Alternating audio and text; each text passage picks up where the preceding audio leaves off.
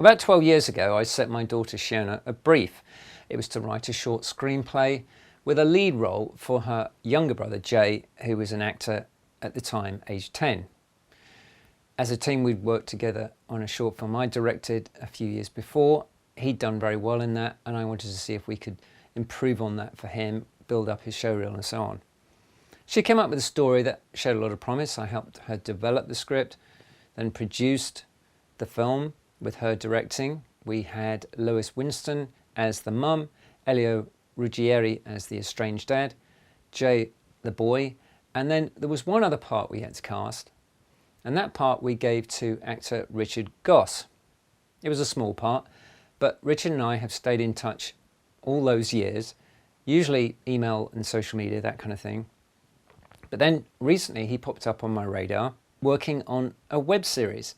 Producer, director, obviously actor, writer.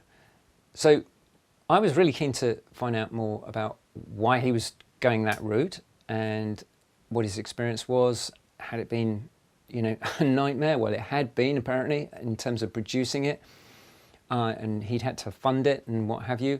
But it's been doing really well in the festival circuit. Now here, before I introduce Richard, is a clip, a trailer in fact, for the web series. 32 years old, up to my eyeballs in debt, serving coked up Canary Wolf bastards, and living with an alcoholic. In my mind, my brain is fried. Pills to sleep, pills to stay awake, pills to keep me happy.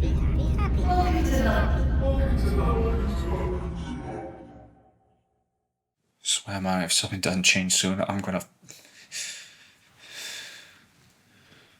You're gonna what?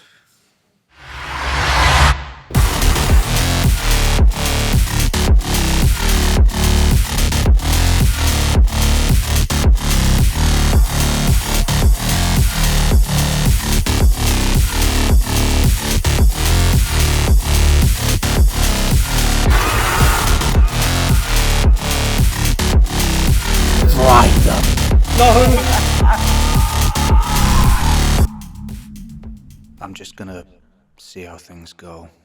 I thought that was a pretty impressive trailer.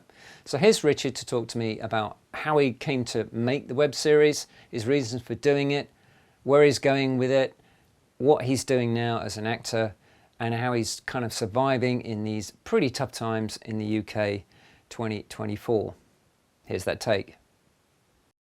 Richard, hi, welcome to One Good Take. How are you doing? I'm good, thanks, Nick. How are you? Yeah, very good. It's been a while since we met. Yeah. We were just saying 10 years or so since we worked on my daughter's film, The Paintbrush. Yes. So much has transpired since then. But I did want to bring you in today because I've seen you pop up on social media quite a bit recently as a writer and a producer, not just as an actor. Yes. And I think this really kind of highlights one of the things that my own son, Jay, who's an actor, is going through. This whole thing of how do I get an audition? Yeah. How do I get, a part that is going to advance my career? Yeah. Last year we had the writer's strike and the actor's strike, so that really made it even more, a bigger mess of everything. Yeah. You've been acting, you've been in a few things, and talk me through why you actually then went on to write and produce your web series. It was a combination of things. I was doing a couple of short films, student films, and I did 2 feature films. None of them came back the way I'd hoped they would come back in terms of production quality. It so often happens as an actor, you'll get a short film back and you'll be like, oh my God, this is unusable. And you were watching it horrified and you're just hoping it'll never see the light of day. And it started the wheels of motion in my head thinking, I need to take charge of this and do something myself. And during the production of one of the short films, I remember thinking, I can do better than this, surely. And I just thought, well, why don't I then? Just do it then. And I'd read about a director called Stuart Brennan, who I greatly admire and I've recently worked with, and his story about how he took charge of his career, created his own feature film, wrote it, all that kind of stuff. And I reached out to him. He was very gracious, came and had a coffee with me and gave me lots of advice. And I just thought, I just need to do this. Take charge and get it done yourself. And And I remember thinking, I'm not going to put anything out if it's not up to the standards and the level of quality that I would expect. So yeah, there's a lot more control over the project then if you are wanting to do it yourself. So yeah, I started off just writing a 2-minute showreel scene, and then more and more ideas started to come to mind, and I started expanding it into a 5-minute short film, then a 10-minute short film, and then eventually into a mini-series. Yeah, and what's it about? At the time I was thinking, what do I know? What can I write about? I'd never written a script before. I thought, well, I know being broke in London, being poverty-stricken in London, being out of work, frustrations, and again, similar to like the Stallone story with Rocky, he was, down and out, very much broke, and he wrote about a lot of his own experiences. So I was working lots of hospitality jobs at the time, call center work, all those kind of things. So lots of bad experiences in those jobs. So I thought, let's start writing that into lines of dialogue. Come home, 2 characters sitting on a sofa, basically complaining to each other about how rubbish their day had been. So then I actually ended up getting electrocuted in one of my day jobs. I was rushed to hospital. Company treated me pretty badly about it, and it's one of those sort of, if I could get away with it, I would take my revenge on them kind of things. So I started writing that into the script, and it escalated in the script where it then became a dark comedy where they end up murdering their micromanaging supervisor at work. One of the characters does get electrocuted, and that is his sort of snap moment where he ends up murdering his boss at work. So yeah, it was a lot, not all, but a lot of real life experiences incorporated into it.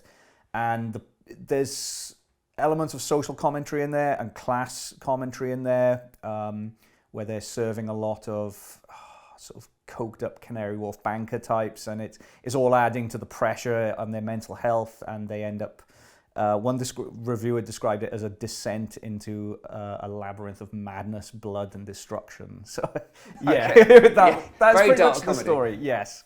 The comedy elements are kind of like, you watch something like American Psycho, and I'm like, this is actually quite funny, some of these things. It's very dark and disturbing, but quite funny. And same as like season 1 of Breaking Bad, there's a lot of dark comedy in that. Films like Filth and Trainspotting, and of course the classic With Nail and I, that kind of comedy. Yeah. Cool. And so it really started out, I seem to remember, as a short film, and then you just kept extending it, and then you thought, well, actually, we've got enough here to cut up and make into a web series, right? Yes. So I funded a lot of it pretty much from savings. Just took on extra bartending shifts, double shifts, triple shifts, working weekends. And I thought, I don't have enough money to make this into a full 2-hour feature film, but it's too long to be a 10-minute short film. So the final runtime now is 38 minutes, and we've cut it into 4 sort of 7 to 10-minute episodes like that. Talk me through the production, from there's you as the writer, you're also an actor, you're going to be in it, but what about the other actors? How did you get your director of photography? How did you get, a very core crew? So the DOP, I'd actually known him for about 13 years. We met on a student film back in Wales, and we gravitated towards each other because he was the only one who seemed to know what he was doing. So I was like, this guy knows what he's doing, I need to befriend him, and we just carried on working with each other from there.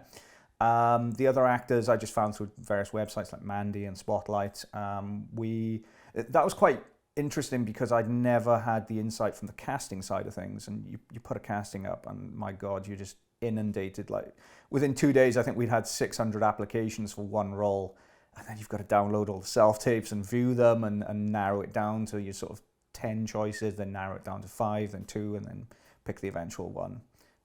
So yeah, it was quite a learning curve, a steep learning curve. I'd never done that side of it before, but I think it was invaluable. Location-wise, again, budget was just non-existent practically. We made the entire thing for £3,000, including post-production and marketing of all the festivals. So I was looking for places to shoot it, and a lot of places were like, £2,000 a day, and I was like, I can't afford that. That's pretty much the whole budget. So the 2 characters are in a very rundown sort of what would probably just be described as a crack house. And I was looking at my own flat at the time. I was like, well, this place is a dump. I might as well use here. So I ripped all the furniture out, converted it into a set, and then because of the lockdowns, that took us from what was meant to be a 2 or 3 week shoot eventually took over a year. So I was living in this rundown, awful apartment, even worse than it usually was, for over a year at the time. So that was nightmare. quite challenging mentally. Yeah, Especially during lockdowns where you just can't go out, can't see people. I'm just looking around like, my God, this is dreadful. So had you got, like your core crew, and then you were about to shoot and COVID came along? Was it that kind of scenario? We'd shot, I think, 3 or 4 days, and then the lockdowns happened. And then one day we were meant to shoot. Our lead actor actually caught COVID, and this was in March. So nobody knew really what this was. It was quite scary. So we had to put that all on hold. Lost a lot of money with equipment rental.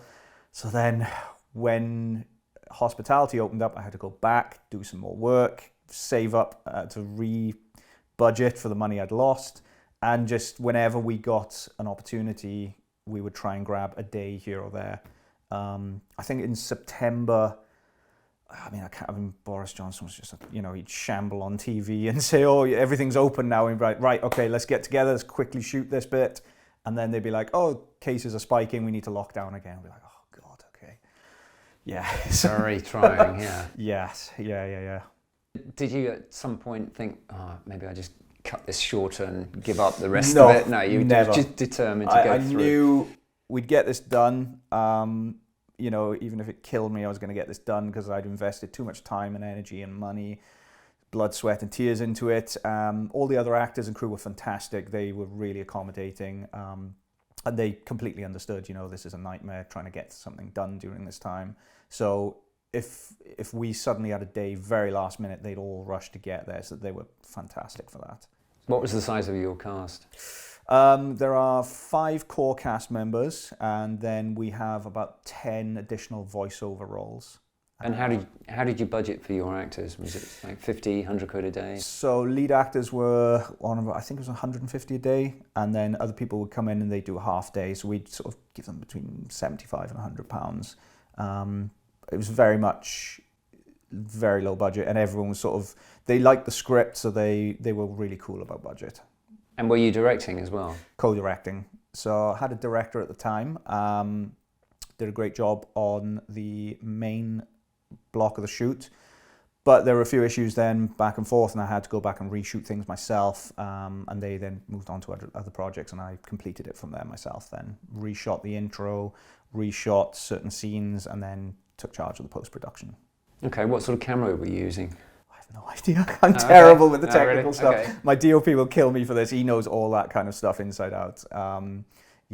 Black Magic something. Black Magic. Yeah.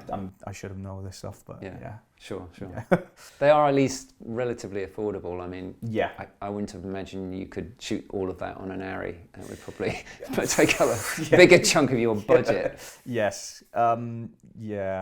One of the crew members, I'm not going to name them, but they wanted to use anamorphic lenses, and I was like, if you want to pay for it, be my guest. But yeah, I couldn't afford that. Yeah, they are definitely more expensive. Yeah. And so then you had an editor in place you'd work with? That is also my DOP. So again, the editor, it was actually the director who was meant to edit. A couple of things happened, they dropped out, and then DOP took over the editing. So he started out shooting and editing music videos. And there's actually a big music montage in the middle during one of the killing scenes. It's got this the classical music playing, very artsy, and he did a fantastic job editing that as well. So I think we went through like 3 or 4 rounds of editing, just tightening it up each time and thinking, okay, this doesn't really work, and let's use other bits for that. So yeah. And did you finish it last year? Yes. Yeah, 2023. I'm actually going to go back and edit slight little bits just based on some feedback I received. These are just intro scenes where I think there's episode 2 has a 1-minute intro of just purely audio, and it's just a dark screen. It's actually inside the character's head, but the feedback I received was people who thought the screen had cut out or there was some footage missing. So I've got an idea in my head how I'm going to work around that. So we're just going to do that, and that'll take about a day. So it's pretty much complete. Yeah. And what are your plans for the project from now? So initially it was just to try and get some recognition, try and lead me into other roles, which it actually did last year. It got me one of the biggest roles I've received. But now we've actually had a studio interest in potentially acquiring it, but I need to see what the offer is, what their plans are. And I'm very much just learning as I go along, to be honest. This is my first production, so hopefully potentially get it on a streamer, but if not, I'll just put it on YouTube. And then combined with the awards it's won, use that potentially as some leverage to gain finance for a full feature film of a couple of other scripts I'm working on at the moment. Okay, would you not consider using this as a kind of, setting up the premise of a longer film, like an hour and a half, so you turn the whole thing into a dark satire that's 90 minutes instead of 30, whatever? It could be, but I'm just keen to move on to something else now. I mean, if somebody came along and said, we'll give you a decent amount of money, can you rewrite this into a full feature? Absolutely, I would entertain that, because there were a lot of ideas I had that I couldn't budget for. And there are some things that I think there's a bit of exposition at the beginning that might be better filmed as actual scenes of these things happening, where they're talking about their day, but it's just down to budget. So if somebody came along and offered to rework it into a full feature, absolutely. But for myself, if I'm doing it by myself with my own budget, I'm keen to move on to something new now. I mean, you did mention this has got you a role in another film. Do you think you can carry on pitching that and then just get back to acting and focus on that now you've got this in the bag? Absolutely. One plan is to have a small screening for it and invite casting directors, agents, producers, and hopefully that could lead to some future acting work. So, yeah. Somewhere in London, a small cinema? Yes, yeah. Just looking around, seeing where's the best place for it, what's affordable, and all of that. Cool, well, good luck with that. Thank you.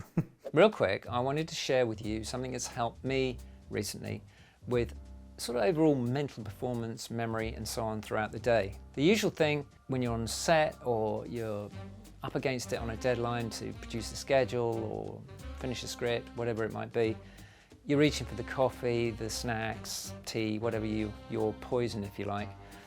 And that will give you a little boost, but then you get the crash a little bit later on.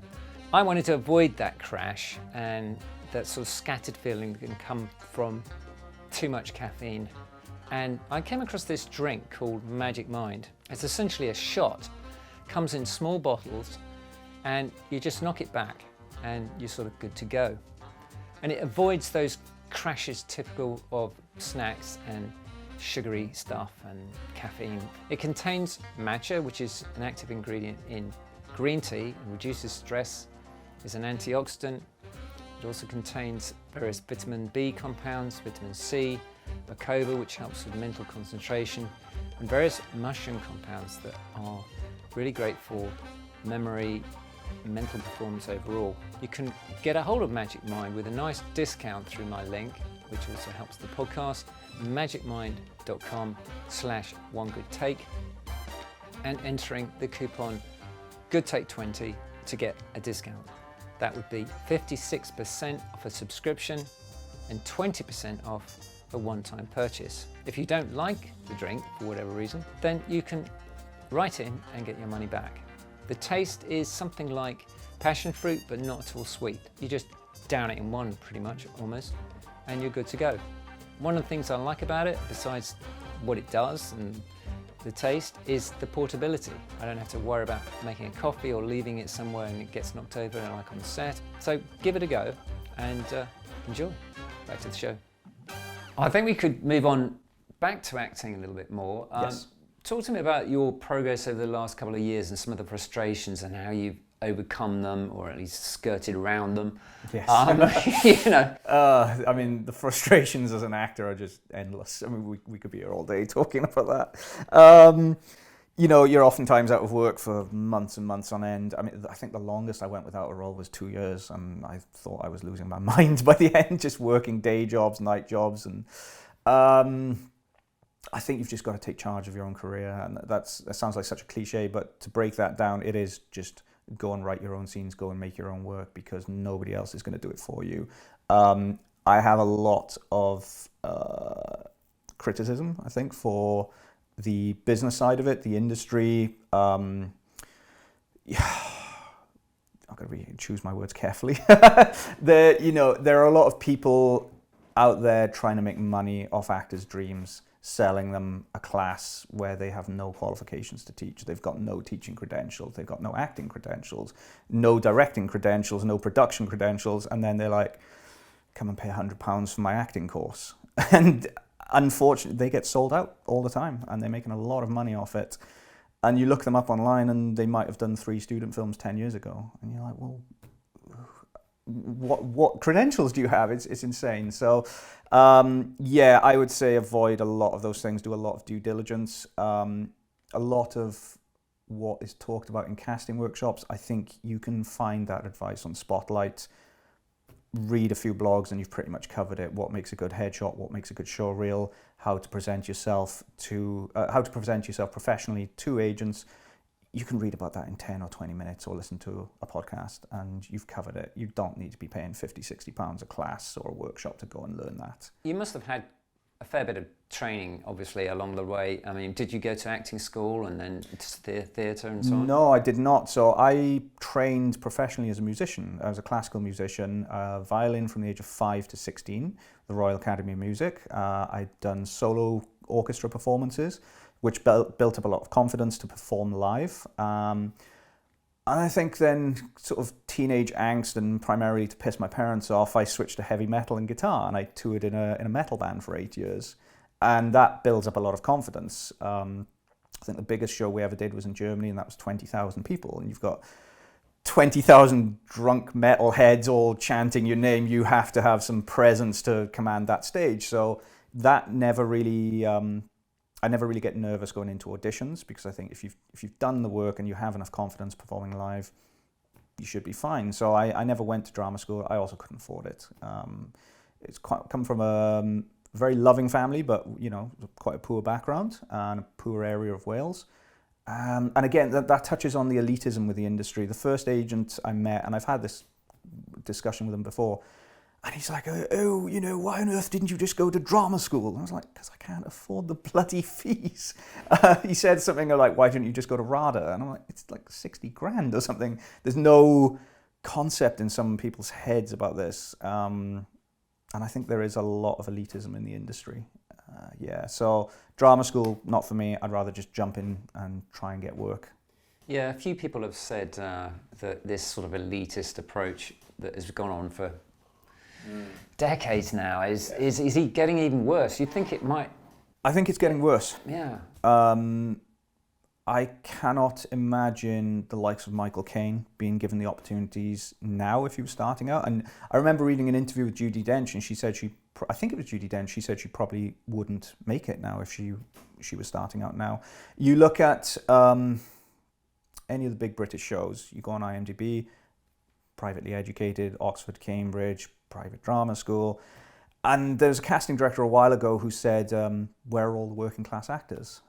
I'm like, well, open your fucking emails. If you've probably got 10,000 emails off working class actors, you're not going to find them in RADA, where tuition fees are through the roof, living costs in London. There is more than enough working class talent out there than just not being given the opportunities. It's a strange one in a way, because as an actor, as you've proven yourself, you have access to equipment which enables you to do your own projects. Yes.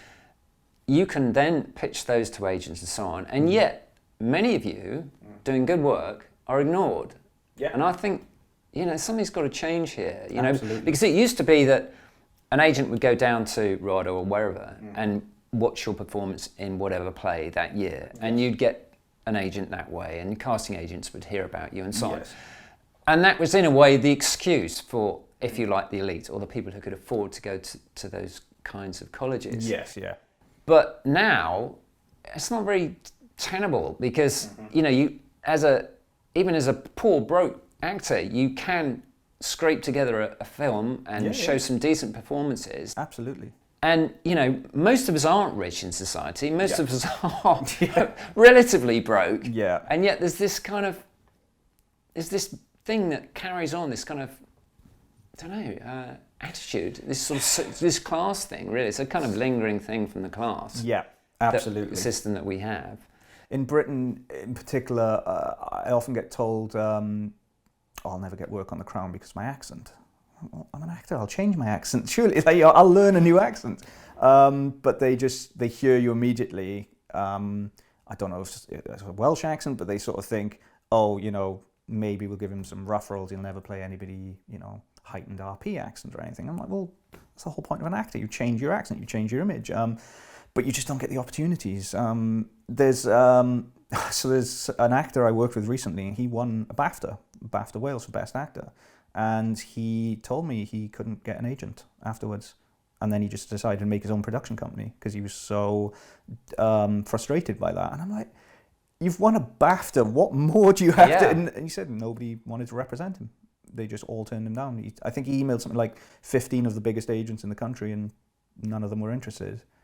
I sort of think, my God, how much more do you have to prove yourself than winning a BAFTA for that? It's baffling. It's a strange industry. There doesn't seem to be much rhyme or reason, but the pattern I often see is privately educated, get big agents. Yeah, very much so. Have you thought of going to America to try? Yes, we're currently working on getting the O1 visa, so potentially get out there this year. It's just one of those things you sort of think, oh, I'm starting all over from scratch again then, making the rounds, starting to meet people. But I think there's far less of the, maybe I'm completely wrong, but I feel like there's far less class division about your accent and what school you went to over there. I think much less so. Yeah. I mean, they look at you as an actor and whether you're talented. Yeah.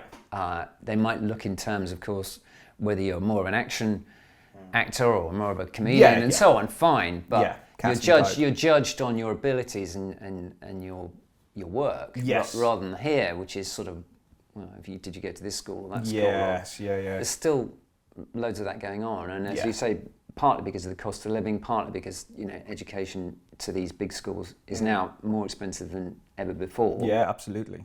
And actors, even when they get work, as you know, they're often out of work. So if you're contemplating these huge fees, you have to think, well, I've got to pay these off, and so of course a lot of people won't even bother. Even if they're passionate, they just think it's just too much for me. Yeah, it's extortionate. And there was an actor I worked with many years ago. I think he went to Old Vic and he was crowdfunding his fees, and I'm like, this is just nuts.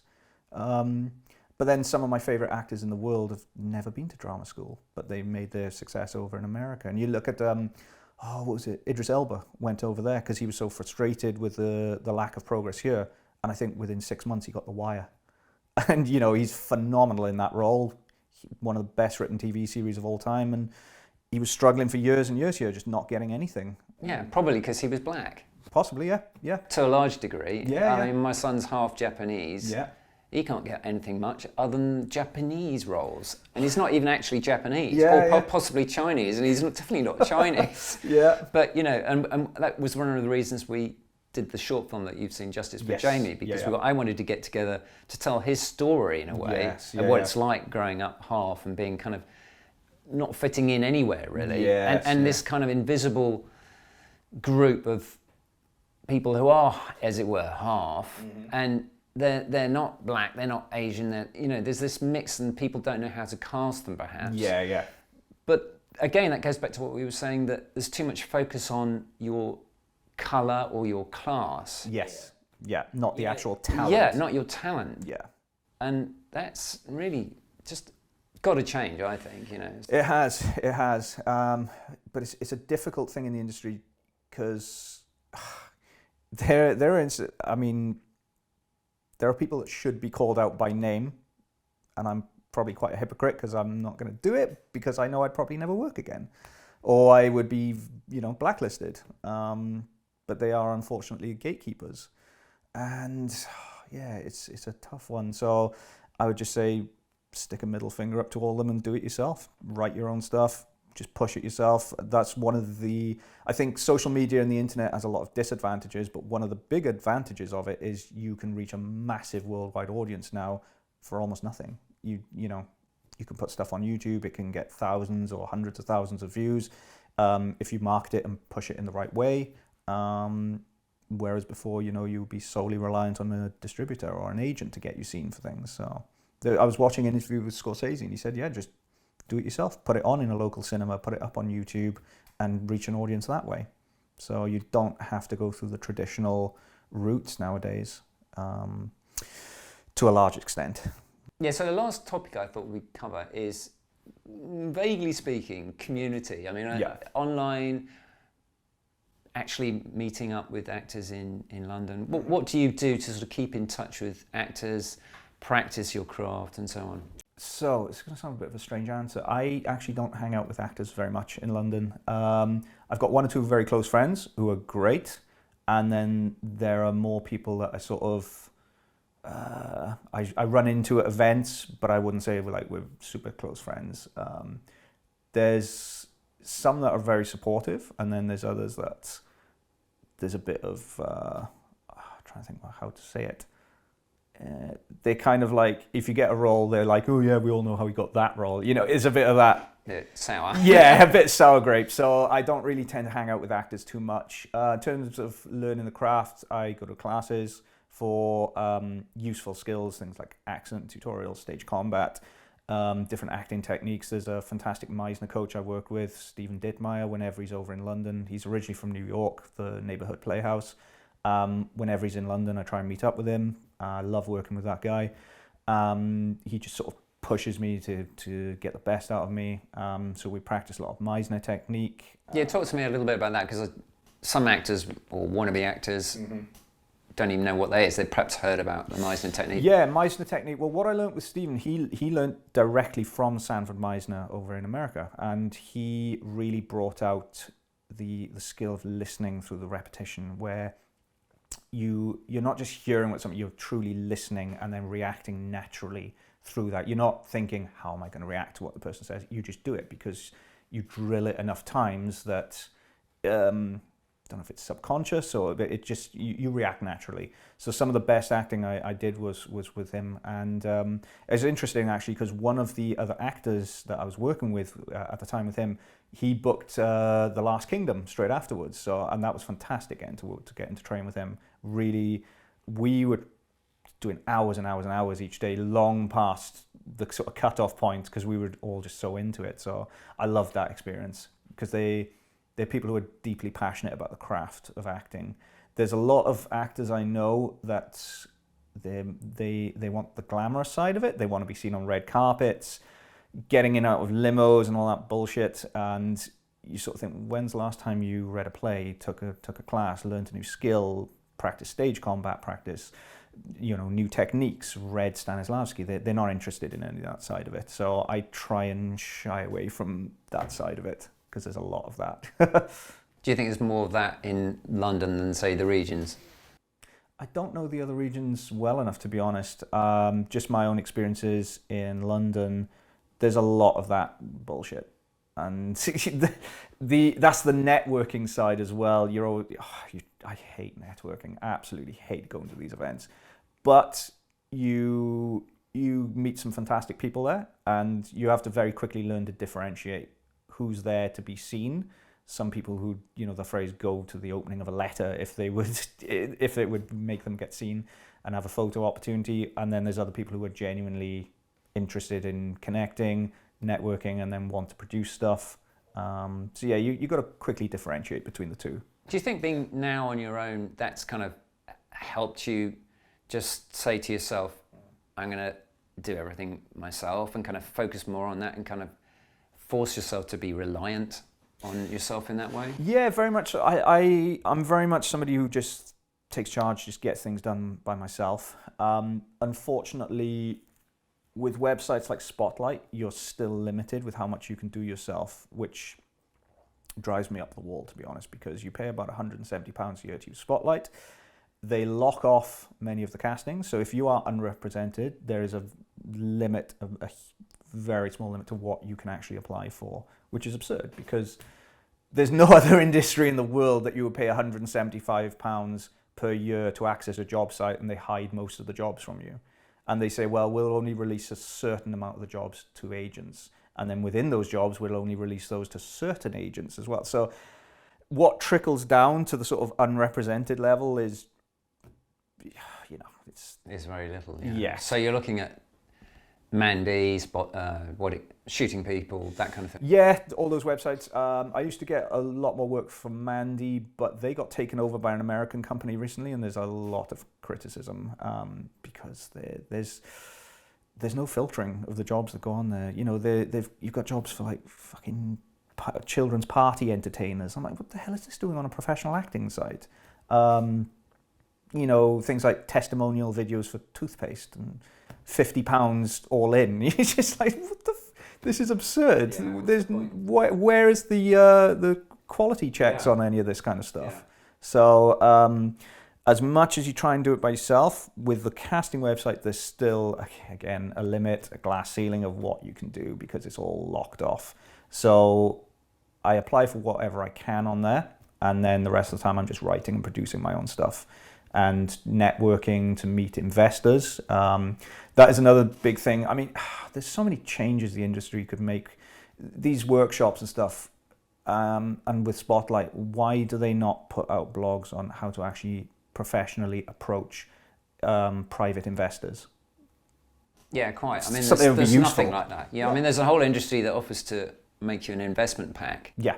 but no idea actually really how to find these so-called investors. I mean, you do hear every so often in the indie scene, well, if you know somebody who's, you know, like, I don't know, a rich dentist, a hedge funder. Yeah. Well, guess what? Most of us don't. Exactly. You know, Exactly. You know, so and even if we do, Yeah. it's kind of an imposition anyway. Yeah. Unless you actually know they're already doing that kind of thing. Yeah. Then you've got to persuade somebody like that your project is going to make money. Yeah. And how are you going to do that these days? Because all I'm seeing is that people make their own stuff. Yeah. They perhaps get a screening in one or two cinemas or whatever, if you're lucky. Yeah.